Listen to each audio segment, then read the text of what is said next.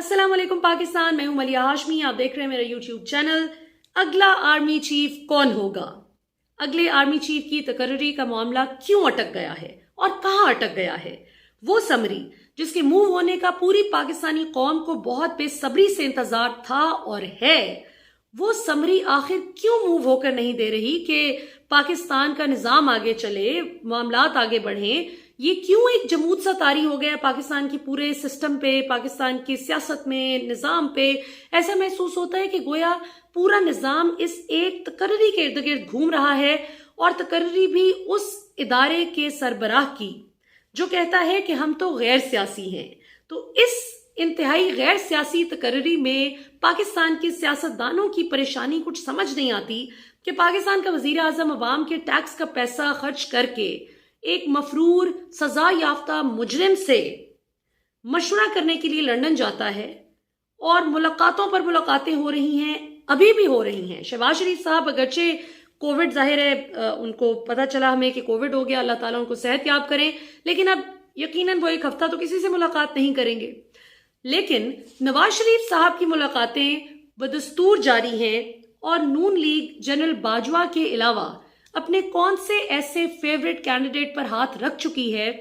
जो जराए के मुताबिक नून लीग का इस चीज पर इत्तफाक हो गया है, ये मुतफिका राय है नून लीग की कि अगर वो साहब बतौर आर्मी चीफ आ जाते हैं तो इनकी गेम सीधी हो जाएगी। सो इस पर आज के प्रोग्राम में बात करेंगे कि ये फौज के जो सर्कल्स हैं उनमें क्या बातचीत चल रही है, फौज के अंदर सोच क्या पाई जा रही है, खामोश मुजाहिद क्या कहते हैं इस हवाले से, और खामोश मुजाहिदों ने पाकिस्तानी कौम को क्या पैगाम दिया है, इमरान खान साहब इस हवाले से क्या सोच रहे हैं, और ये जो आर्मी एक्ट 1952 यानी आर्मी एक्ट 1952 में अयूब खान साहब के दौर के बाद ये अब आकर एकदम से ये जो तरमीम का शौक उठा है कि एक्सटेंशन के साथ साथ रिटेंशन का लफ्ज भी ऐड कर दिया जाए, ये आखिर किसको फायदा पहुंचाने के लिए किया जा रहा है? और ये समरी, ये जो अमेंडमेंट है, माफ कीजिएगा, ये जो अमेंडमेंट है, ये जो तरमीम है जो आर्मी एक्ट 1952 में प्रपोज की जा रही है कि इसको किया जाए, ये जिस कमेटी के पास जा रही है वो, उसमें ना तो डिफेंस मिनिस्टर ख्वाजा आसिफ साहब हैं, ना लॉ मिनिस्टर हैं, जिन दो लोगों को आइडियली होना चाहिए इस कमेटी में, लेकिन है कौन? इसहाक डार साहब, जो कि रीसेंट पास्ट में, of course before coming into power, Bajwa साहब के हवाले से इतनी डेरोगेटरी गुफ्तगू कर चुके हैं, जैसे तड़ियां लगाता है बंदा, धमकियां देता है किसी को कि तुम छोटे हो, छोटे ही रहो, इस तरह के अंदाज में वो गुफ्तगू करते थे, जो बतौर पाकिस्तानी सिटीजन मेरे लिए कम अज कम बहुत एम्बैरेसिंग बात थी कि मेरे इतने प्रेस्टिजियस इंस्टीट्यूशन के हेड को एक ऐसा शख्स जो कि उस वक्त एब्सकॉन्डर भी था, लंदन में बैठ के उन्होंने ये गुफ्तगू की। मनी लॉन्ड्रिंग के हवाले से वो कन्फेशन स्टेटमेंट दे चुके हैं कि मैं शरीफ खानदान के लिए करता रहा हूं मनी लॉन्ड्रिंग, काजी फैमिली के साथ जो फ्रॉड किया, वो कैसे उनकी जुर्रत हो कि वो बाजवा साहब के हवाले से इस तरह की गुफ्तगू करें? तो सवाल ये पैदा होता है कि ये जुर्रत आखिर किसी ने दी है तो उनमें आई है ना, वैसे तो नहीं जुर्रत आती। और फिर ये कि ये जो एक पॉपुलर ओपिनियन है कि शायद बाजवा साहब को इस तरमीम से फायदा होगा, और शायद बाजवा साहब की मुद्दत मुलाजमत में तोसी के लिए ये तरमीम लाई जा रही है। इस पर बात करेंगे। मैं आपको इस सवाल का खैर जवाब पहले ही दे देती हूँ कि ऐसा नहीं है। बाजवा साहब को इस तरमीम का ना फायदा है ना नुकसान, ना उनको इसकी जरूरत है, और ना ही उनके करियर पे इससे कोई फर्क पड़ने वाला है। तो सवाल ही पैदा होता है कि फिर ये तरमीम किस लिए की जा रही है, ये तरमीम किसके लिए की जा रही है? ये दो अहम सवाल हैं कि किस लिए और किसके लिए, और इसका जवाब मैं आपको अभी इस अगली स्टोरी के बाद तफसील से दूंगी, और आपको तफसील से बताऊंगी कि कौन से वो लोग हैं जिनको फायदा पहुंचाने के लिए ये तरमीम खास तौर पे सजेस्ट की गई, और फौज के अंदर मौजूद जो हमारी टॉप मिलिट्री लीडरशिप है वो इस नुक्ते को कैसे समझाते हैं, इस पर बात करेंगे। लेकिन पहले जरा आपको मैं दोनों हाथों से सलाम कर लूं पाकिस्तानी कौम को, जिस तरह से अब आपने अच्छी जो रिपोर्टिंग, मुस्बत रिपोर्टिंग, जो पाकिस्तान के इंटरेस्ट को मलूज़े खाते रखते हुए आप अच्छाई भी बताएं और अपने मुल्क में जो गलत है उसको भी पिन पॉइंट करें। तो अच्छी रिपोर्टिंग वर्सेस बुरी रिपोर्टिंग में अब आपको फर्क समझ आ गया है, जो कि मुझे बहुत खुशी है इस बात की कि कल वो जो चाबी वाला खिलौना बड़ी मेहनत से चाबी दे के उसको दुबई से चलाया गया था, इस उम्मीद पर कि जिस घड़ी पर ले दे के घड़ी इनके पास रह गई है जिसपे सारा प्रोपेगेंडा इन्होंने किया। तो इनका ख्याल था कि जिस घड़ी को हम नहीं उस तरह से पिच कर पाए, तो अब अगर दुबई से एक बंदा क्लेम करेगा बैठ के कि देखें जी मैं वो शख्स हूं जिसने वो घड़ी खरीदी और मैं बताता हूं कि कैसे खरीदी गई, क्या मामला था,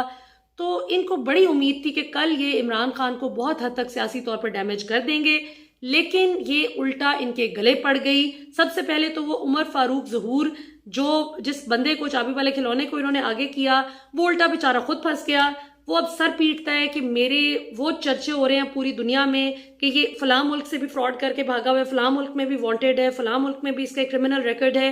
सो एक तो उस बेचारे की मुफ्त में ही तजलील हो गई, जो उसने चाबी वाला खिलौना बनने की मुझे नहीं पता किसी लालच में या ब्लैकमेल होकर हामी भरी। और जाहिर है मतलब इंटरपोल में उसका नाम था, शहजाद अकबर उसके खिलाफ कार्रवाई कर रहे थे और ये शख्स उसी शहजाद अकबर को एक्यूज कर रहे, लेज कर रहे कि जी वो मुझे इमरान खान की घड़ी बेचने की ऑफर कर रहे थे कि आप खरीद लें। यानी एक बंदा आपके खिलाफ कानूनी कार्रवाई कर रहा है तो वो कैसे आपको घड़ी बेच सकता है? So it doesn't make sense. बाकी जो इनके ताने बाने हैं वो जाहिर है कहाँ जाके मिलते हैं। अब तो पूरी कौम को जो है सारी चीज पता चल चुकी है, जुबान ज़द आम है अब सारा मामला कि किस से कौन कहाँ मिला। और इनकी एक मीटिंग भी हो चुकी है जनरल हमूदुज़्ज़मान साहब से, जो कि बाजवा साहब के समधी हैं और अभी डिफेंस सेक्रेटरी भी हैं, और समरी उन्होंने ही मूव करनी है अगले आर्मी चीफ की, जैसे कि आप सब जानते हैं। तो ये उमर फारूक जो हैं इनका उनसे क्या ताल्लुक है? और सबसे इंपॉर्टेंट बात यह कि अरशद शरीफ साहब ने 23 अक्टूबर को जिस रात उनके साथ ये वाकया हुआ, उन्होंने जामे शहादत नोश किया, जिस रात उनको बेदर्दी से कत्ल किया गया, उसी दिन अरशद शरीफ साहब ने ये ट्वीट की थी इसी शख्स के हवाले से, और स्पुतनिक जो वैक्सीन है उसके हवाले से उन्होंने उसका लिंक भी शेयर किया था, वो जो स्टोरी थी। और उन्होंने इस बंदे का जिक्र किया था कि ये क्या हो रहा है, इस शख्स पर, उमर फारूक ज़हूर पर सवाल उठाया था अरशद शरीफ ने, और उसी रात उनका बेदर्दी से कत्ल कर दिया गया। तो ये जब अरशद शरीफ साहब के कत्ल की तहकीकात हों तो मैं उम्मीद करती हूँ कि FIA इस शख्स को भी शामिल तफ्तीश करे। शहजाद अकबर ने इस शख्स का नाम जो है वो इंटरपोल में डलवाया हुआ था, इस लिस्ट में नाम था, ये नहीं आ जा सकता था, लेकिन अब इसकी सारी लिस्ट से नाम जो है वो क्लियर हो चुके हैं। और ये प्रेस कॉन्फ्रेंस कर रहे थे कल इमरान खान साहब के खिलाफ, और वो प्रोग्राम कर रहे थे जियो न्यूज़ पर बैठ के, जिसका पॉजिटिव इम्पैक्ट तो नहीं वो दे सके अपने मालिकों को, लेकिन उल्टा बदनामी का बाइस बन गए। सो पाकिस्तानी अवाम ने जिस तरह से इनके एक एक झूठ को पकड़ा, इस बंदे को, और एक्सपोज किया कि इमरान खान ने आइन और कानून के दायरे में रहते हुए 20% कीमत अदा करके जब वो घड़ी आगे किसी को बेच दी, यानी तोहफा मिला, उसको 20% कीमत अदा करके सरकार से खरीद के उसको आगे बेच दिया, और जो पैसा मिला उसे बनी गाला की सड़क बनवा ली, जो इमरान खान पहले एक्सप्लेन कर चुके हैं। तो इस पे मुझे नहीं समझ आती कि जियो न्यूज़ को क्या जोश उठा था कि जिस शख्स को इतना अरसा इंटरपोल जिसको तलाश करता रहा, उसको इन्होंने ढूंढ निकाला इमरान खान के खिलाफ एक बयानिया बनाने के लिए। तो बहरहाल ये बिल्कुल it fail flat on its face, और बिल्कुल इसका कोई फायदा नहीं हो सका, उल्टा ही काउंटर प्रोडक्टिव था। अब आते हैं जी अपनी स्टोरी पे, जो कि वैसे मैंने इस स्टोरी बोला, ये बिल्कुल मुझे ना समझिएगा कि मैं वो कराची आई हूँ जिस तरह बोलते हैं कि इस स्टोरी माजरत के साथ ये मुझे थोड़ा सा इशू होता है कि कराची वाले इस स्टाइल, इस स्टॉप, स्टार्ट, स्टोरी इस तरह बोलते हैं। सो मैंने ये बात की है कि मैं इस स्टोरी पे अब आती हूँ कि ये जो आर्मी एक्ट 1952 में तरमीम की बात की जा रही है, इसका फायदा किसे होगा? मैंने आपको पहले भी बताया कि इसका फायदा बाजवा साहब को नहीं होगा। क्यों? क्योंकि बाजवा साहब को अगर एक्सटेंशन देना चाहती है नून लीग की हुकूमत, तो वो ऑलरेडी जो आइन में तरमीम हो गई थी 2019 में, जहां जिस वक्त ये एक तरफ गालियां दिया करते थे बाजवा साहब को, जनरल फैज को, DGC जनरल इरफान को, और दूसरी तरफ ये लाइन में लग के PTI से भी आगे खड़े थे बाजवा साहब की एक्सटेंशन के हक में वोट देने के लिए। तो उस वक्त जो कानून में, आइन में तरमीम कर दी गई थी, उसके मुताबिक बहुत इजीली ये बाजवा साहब को एक्सटेंशन दे सकते हैं, क्योंकि गालिबन इसका 65 ईयर्स का होता है कि 65 साल तक की उम्र तक आप अवेल कर सकते हैं इस ऑप्शन को। और फिर ये कि अगर उनकी एज भी ज़ाहिर है इजाज़त दे रही है, स्पेस भी अगर मिल जाए, तो बहुत आसानी से 6 महीने, साल की एक्सटेंशन बाजवा साहब को नून लीग हुकूमत दे सकती है अगर वो देना चाहें। लेकिन सवाल यहाँ पर ये उठता है कि फिर इस तरमीम की क्या ज़रूरत थी कि रिटेंशन का लफ्ज़ ऐड किया जाए एक्सटेंशन के साथ साथ? आर्मी एक्ट 1952 में और इतनी मेहनत की जाए जिसका बाजवा साहब को तो फायदा नहीं होगा। तो इसका फायदा होगा जनाब दो लोगों को, पोटेंशियली सिर्फ दो लोगों को। एक 21 नवंबर, यानी हम जिस महीने में मौजूद हैं, आज 16 नवंबर थी, तो 21 नवंबर, आज से 5 दिन बाद 21 तारीख को lieutenant general Waseem Ashraf retire होने जा रहे हैं। या उनको फायदा हो सकता है, या फिर 27 नवंबर यानी अब से 10 दिन बाद 11वें दिन lieutenant general Asim Munir retire होने जा रहे हैं। सो ये जो दो लेफ्टिनेंट जनरल्स हैं, इनको फायदा हो सकता है इस तरमीम से। उसके अलावा कुर्रे अर्ज पर और कोई तीसरा बंदा नहीं है जिसको इस तरमीम से फायदा हो सके। जो बाकी आप पूरी लिस्ट सुनते आ रहे हैं कि साहिर शमशाद साहब हैं, अजहर अब्बास हैं, जल आमिर हैं, जल नोमान हैं और जल फैज हैं, ये सब इनका कोई ताल्लुक नहीं, ये सब 76 लॉन्ग कोर्स के हैं। सो अब रह जाते हैं ये दो लोग। इन सब को हटा के ये दो लोग हैं जिनको फायदा पहुंचाने के लिए इसको अगर अप्रूव कर लिया जाता है और इसको इस अमेंडमेंट के साथ चला जाता है आगे, तो इसका मतलब है कि या जनरल आसिम मुनीर को आर्मी चीफ बनाने के लिए मेहनत की जा रही है या फिर वसीम अशरफ साहब को। अब सवाल ये पैदा होता है कि ये कैसे तय होगा कि आसिम मुनीर साहब को फायदा पहुंचाने के लिए ये अमेंडमेंट की जा रही है या फिर वसीम अशरफ साहब को। तो इसका भी बहुत आसान सा तरीका है। अगर ये तरमीम 21 तारीख के बाद की जाती है, यानी अब से 6 दिन बाद ये की जाती है,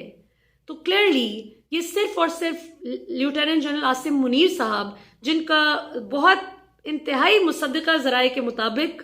नून लीग के अपने जराए के मुताबिक, लंदन में बैठे हुए लोगों के मुताबिक नून लीग का कंसेंसस बिल्ड हो चुका है कि आसिम मुनीर साहब को लाना है बतौर आर्मी चीफ।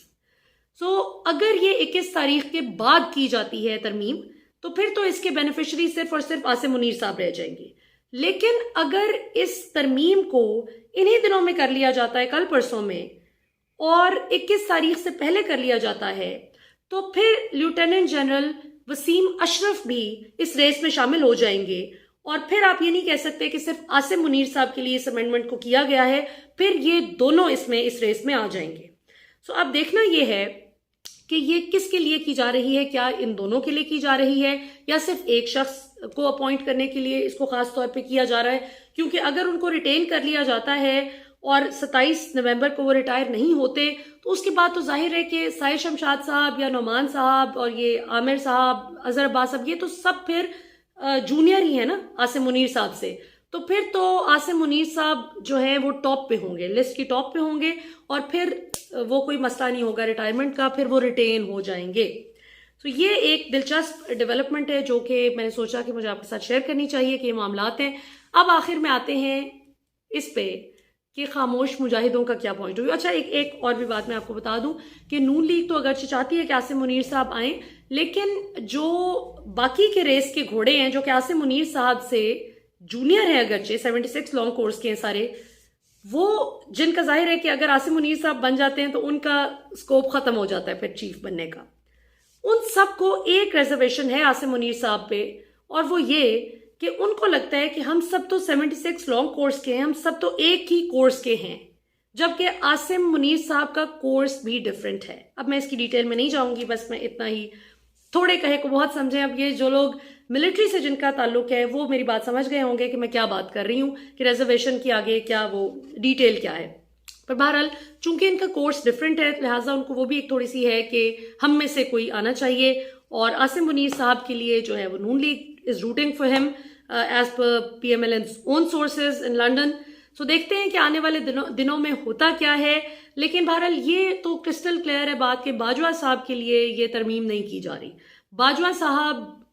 को वैसे ही एक्सटेंशन दे सकते हैं मौजूदा कानून के मुताबिक, क्योंकि अभी उनकी एज भी है और वो कर सकते हैं अगर नून लीग इनको एक्सटेंशन देती है। अब बाजवा साहब को अखलाकी तौर पर लेनी चाहिए एक्सटेंशन या नहीं, ये एक ऐसा सवाल है जिसका जवाब बाजवा साहब को खुद बेहतर पता है कि उनको 6 साल पाकिस्तान के आर्मी चीफ रहने के बाद भी मजीद उसी ओहदे पर रहना चाहिए या फिर किसी और को मौका देना चाहिए। ये बहरहाल एक अलग चीज है, अलग कहानी है। और आखिर में खामोश मुजाहिदों का पैगाम, पाकिस्तान फौज आपको पता है कि हमारी बड़ी मतलब दलेर भाई हैं हमारे, जो सरहदों पर लड़ते हैं हमारे लिए, एफर्ट करते हैं, मेहनत करते हैं माशाल्लाह अपने मुल्क को सिक्योर बनाने के लिए। हम अगर अपने घरों में सुकून से सोते हैं तो इसलिए कि किसी माँ का बच्चा अपना सुकून बर्बाद करके और अपने बीवी बच्चों वालदैन से दूर सरहद पर हमारी हिफाजत कर रहा होता है माशाल्लाह। और ये जो टॉप पे भी पहुंचते हैं, लेफ्टिनेंट जनरल, ब्रिगेडियर और मतलब कर्नल साहब कोई आपको नजर आते हैं, या इवन मेजर साहब जो नजर आते हैं वो भी कभी कप्तान रहे होते हैं, लेफ्टिनेंट रहे होते हैं। सो ये इनका पूरा एक ऐसे नहीं होता जिस तरह नवाज शरीफ साहब की औलाद ने चाहे सारी जिंदगी कोई इंटर्नशिप भी नहीं की लेकिन वो प्राइम मिनिस्टर बनने के ख्वाब देखते हैं क्योंकि वालिद साहब प्राइम मिनिस्टर रह चुके हैं, या बिलावल हैं तो वो इसलिए फॉरेन मिनिस्टर बन गए कि बस वो बेनजीर भुट्टो के बेटे थे, बाकी उन्होंने कभी जिंदगी में कोई जॉब नहीं की, कोई इंटर्नशिप नहीं की, आगे प्राइम मिनिस्टर बनने की ख्वाहिश रखते हैं। ऐसा फौज में नहीं होता, चाहे कोई शख्स आपको अच्छा लगे या बुरा लगे, हर बंदा अपनी एक मेहनत करके एफर्ट करके आता है। हाँ, ये अलग बात है कि कुछ एक सर्टेन लेवल पे जाके फिर जो प्रमोशंस होती हैं वो बहुत हद तक आपके बॉस के हाथ में होता है, और फिर जो लोग चूं चुरा नहीं करते, किसी चीज पे ऑब्जेक्ट नहीं करते, किसी चीज पे अपनी कैंडिड ओपिनियन नहीं देते, सही बात करने की बजाय बस जी जी जी यस सर किए जाते हैं कि बॉस को ना ऑफेंड कर दें, बॉस को ना अपसेट कर दें कि कहीं हमारी एसीआर ना खराब हो जाए, तो वो फिर एक अलग मामला है कि ऊपर के लेवल पे प्रमोशंस में लोग फिर बहुत ध्यान रखते हैं, बड़े पर्टिकुलर होते हैं कि भाई हमने ऑफेंड नहीं करना अपने बॉस को। लेकिन खामोश मुजाहिदों का जो एक पैगाम था अपनी कौम के लिए वो ये है, और मैं भी इसको समझती हूँ कि बिल्कुल सही बात है, वो कहते हैं कि ये ना समझें कि अरशद शरीफ की अगर शहादत हुई है तो हमें दुख नहीं है, हमें शायद किसी भी एवरेज पाकिस्तानी से ज्यादा दुख है। वो इसलिए कि वो हमारे बहुत करीब था, उसको हमारी अंदर बाहर की सारी इंफॉर्मेशन थी, उसने इतनी रिपोर्टिंग की थी, उसने ग्राउंड से इतना कुछ कवर किया हुआ था, और उसको हम लोग इन्फॉर्मेशन देते थे बहुत सारी, हम बताते थे उसको 100% ऑथेंटिक इन्फॉर्मेशन, इसीलिए उसकी कभी खबर बाउंस नहीं हुई थी कि हमें पता था ये कौम का बेटा है। और हमें ऐसी ही तकलीफ है कि जैसे जैसे आप सबको तकलीफ है, जैसे हर घर रोया है, इसी तरह फौज का भी हर घर रोया है, को हमें मतलब कम तकलीफ नहीं है। तो इसको ये कौम तक ये पैगाम पहुंचाएं कि हम कम दुखी नहीं है, हम भी उतने ही दुखी हैं और हम भी उतने ही पाकिस्तानी है। ठीक है, ऊपर नीचे कभी इख्तलाफ राय हो जाना और इस तरह से, वो आपको पता है कि फौज के इदारे का एक डिसिप्लिन है कि वो लोग उस तरह से नहीं खुल के बोलते, अगर किसी चीज पे रिजर्वेशन भी हो, इतराज भी हो, इख्तलाफ भी हो। लेकिन बहरहाल ये मैंने सोचा कि बड़ी एक भारी जिम्मेदारी थी मेरे कंधों पे, जो कि बहरहाल बतानी हमारा फर्ज है कि हम कभी भी अपने इदारे के खिलाफ नहीं जा सकते। मैंने भी उन्हें ये कहा कि हम आप लोगों इदारे के खिलाफ पाकिस्तानी कौम नहीं है, इदारे से बहुत मोहब्बत करती है। जिस फैसले पे इख्तलाफ या इतराज हो वो रिस्पेक्टफुल तरीके से हम एक्सटेंड कर देते हैं। अब पाकिस्तानी कौम में अगर कोई जोश और जज्बे में आके कुछ ज्यादा गुस्से से बात कर जाए तो जाहिर हर बंदे की अपनी घर की ट्रेनिंग भी होती है, एक अपना माहौल भी होता है। अब मतलब I can only be responsible for I से, मैं दूसरों की रिस्पॉन्सिबिलिटी नहीं ले सकती। हम मिनहसुल कौम हम मतलब अपने कौमी रवैयों की तो चले ले सकते हैं, लेकिन इंडिविजुअल इनफरादी रवैयों की रिस्पॉन्सिबिलिटी नहीं ले सकते। बहरहाल नाज़रीन, अभी तक के लिए इतना ही। इंशाल्लाह अभी मजीद बहुत सी अपडेट्स आ रही हैं, कल आपसे इंशाल्लाह फिर मुलाकात होगी। अभी तक के लिए इतना ही। पाकिस्तान हमेशा जिंदाबाद।